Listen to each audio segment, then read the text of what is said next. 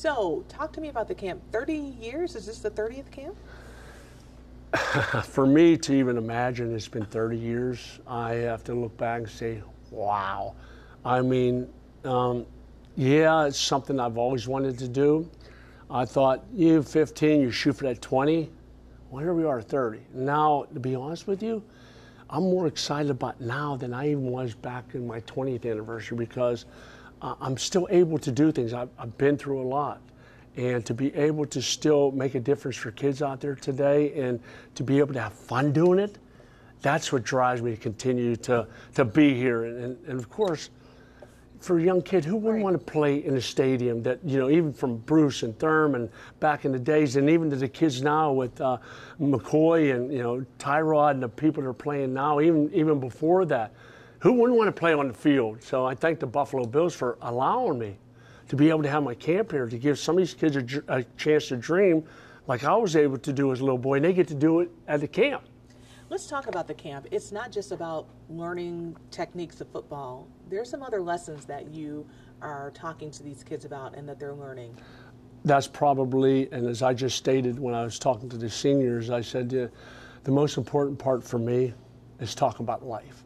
Yeah, you want the kids to understand what football is all about. You want to teach them the basics, especially the little kids, on stance and how to throw a football and things like that. But the older you get, and Claudine, I know we talked about this, about, you know, how life is nowadays compared to when it was back when we were growing up, and how every movement you make is, you know, people looking, you know, the phones come out and things like that. And just for kids to understand, you are who you hang with, and you got to be able to associate with the right people and really be mature enough to make those decisions, whether it's right or wrong. And boy, the lessons I try to pass through, especially the older kids, is, man, you're gonna have to be smart enough to realize the difference between should I do it or shouldn't I do it. And yeah, those are lessons I try to teach in my camp, and I've been doing it for years, and I've had so many compliments from parents on my talk, and not just mine, but there's so many guys that we have come through, Steve Tasker and Mark Kelso, and I've had, you know, players from before, coaches,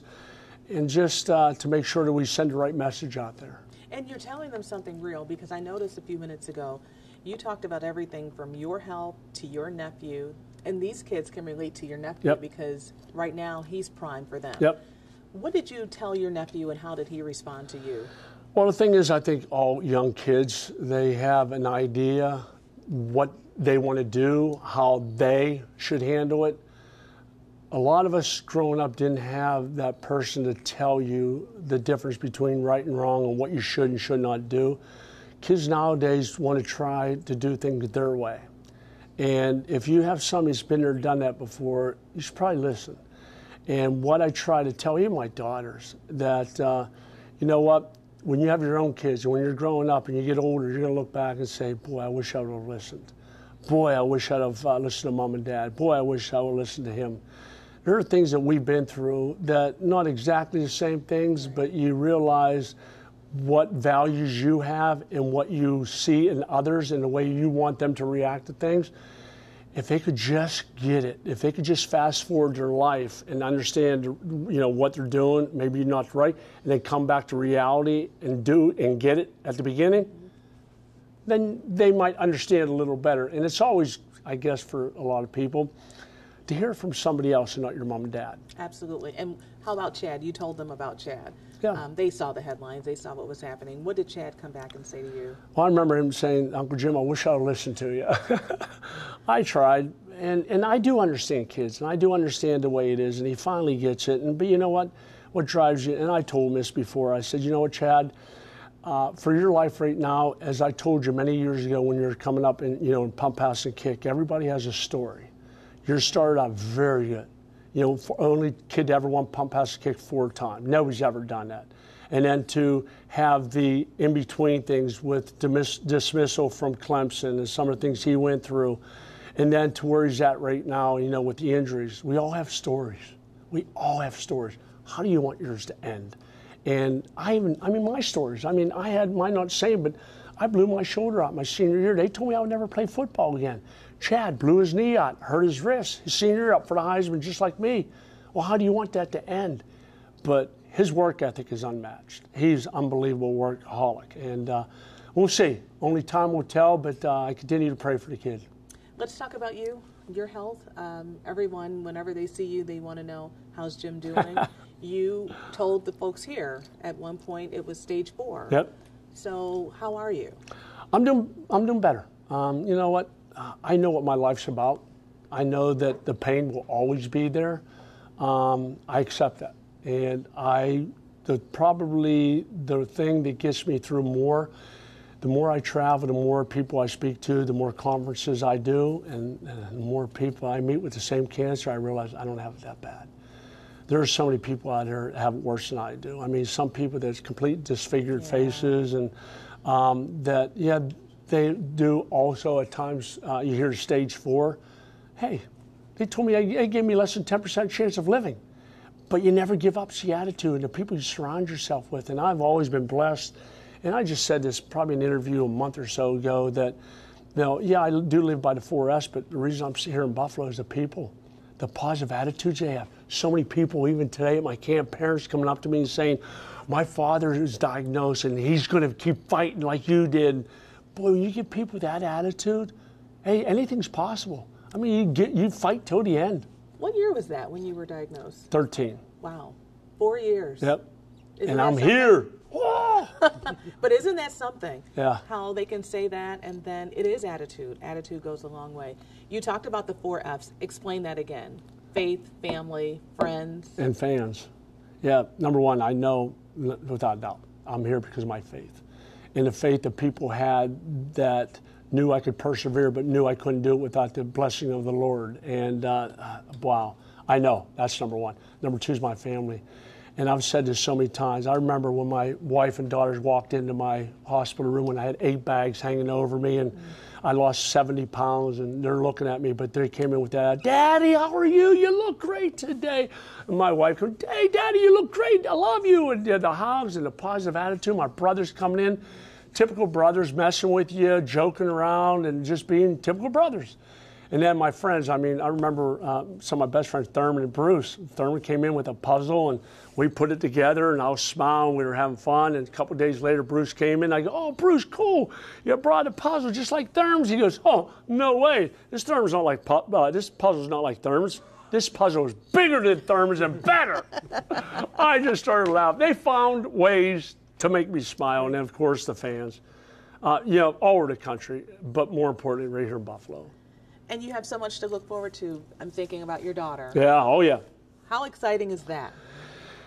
You know what makes it so exciting? The gentleman that she's marrying. He understands that she's saving herself for marriage. He understands what it's all about. He gets it. I just wish he didn't play baseball.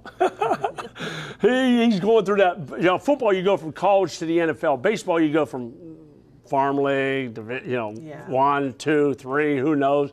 But he's such a good kid, and his family, the mother, the father, his sister, and the little brother, they're all so cool. And it's a blessing because, as we all know, when you raise kids, especially daughters, you pray that they're going to fall in love with the right kid. My daughter did. So I'm very happy for her, and I'm very excited because I don't know how much time Daddy has on his schedule, but once they get married, when are we going to have those grandbabies? Sorry, I didn't mean to put pressure on you, Aaron. Oh, Aaron. Final question. Let's just talk about the Bills. New season, new leadership. What do you think of leadership? What do you think of the team? What do you see? Leadership, not sure yet. We'll see. If you're talking from top, I think number one is the Pagulas have done everything they can to be able to try to bring a winner here, and I pray that we do because they deserve it. Number two, I met Sean McDermott, and I've met with him. I've sat down with him. I've talked to him. He definitely, there's no doubt he gets it. And I think the biggest thing the Buffalo Bills have to do is they have to hold each other accountable. You cannot afford to be the guy that continues to make mistakes, not only away from the field, but being late for meetings, not giving it your all at practice. I think Sean brings that little edge to him that he's not going to put up with it. But the bottom line is Eric Woods, the Richie Incognito, the guys on D, Marcel Darris, these guys got to be able to be the leaders to make sure when somebody makes a mistake or somebody does something wrong, you got to confront them. You got to make sure, because I remember that meeting that we all had with Sean, with me, Bruce Thurman, Andre, Cornelius, and Daryl and Steve Tasker had with Coach McDermott. That was one thing that we did. We learned, yeah, you learn the hard way sometimes through the bickering bills. But one thing we did was we held each other accountable for what we did, not only on the field, but away from the field. We got to get that camaraderie that we once had. I hope they get it. And you made that clear to McDermott. Oh, boy, did we ever. And he didn't get much chance to talk a lot. But who's going to talk when you have Daryl, Bruce, Thurman, Andre, Tasker, all of us in one room? Good luck. I know you said, when I asked about leadership, what do you think of it? You said you weren't sure yet, but what is it that you're not sure of? Who's that guy's going to be to step up and be able to make sure that if somebody's not doing what they should, that you confront them. You don't need to confront them in the public. You need to do that in the meeting room. And this is a good football team. We're a really good football team. But we just got, number one, we got to stay healthy. I'm just so tired of seeing injuries on our team. I mean, if we just stay healthy, we got a heck of a team. A lot of people talk about that too. Why are we always getting injured? I wish I could tell you. I don't know. But we do have a good football team. We stay healthy, and these guys play the way they should, and I think they will, because there are good leaders on the team. We just need to make sure that the right people stand up. And it's not always what you say to somebody. It's how you say it. That's the most important part, is how you get people, number one, to respect what you say, and number two, the attitude that you have to make sure that they understand where you're coming from. You are Buffalo's quarterback, so what do you think about Tyrod? I think he's a very good quarterback. He just needs to make some good decisions at different times of the game. I think this is one where got to keep people around him healthy. When you don't have your top receiver and your running backs going in and out of the games and your offensive line's banged up, you got to have top quality players. I was always lucky.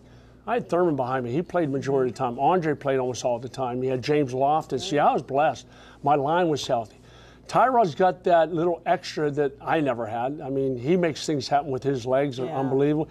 I think if he just gets a little more consistent on certain times in the game, I think he can be very, very good. So if the Bills are healthy, do you see the playoffs? Yeah, but first we got to beat the dang New England Patriots. Come on, Brady, retire. I mean, it's hard. I mean, until you dethrone them, it's going to be hard.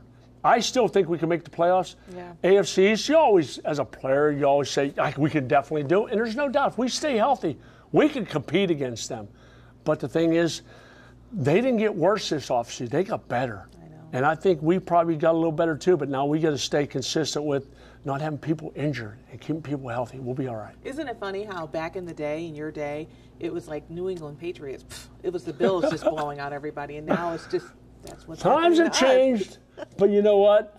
It doesn't matter. I'm still a Buffalo Bill from start to finish, and I will go to my grave saying I am so proud to say I played for the Buffalo Bills.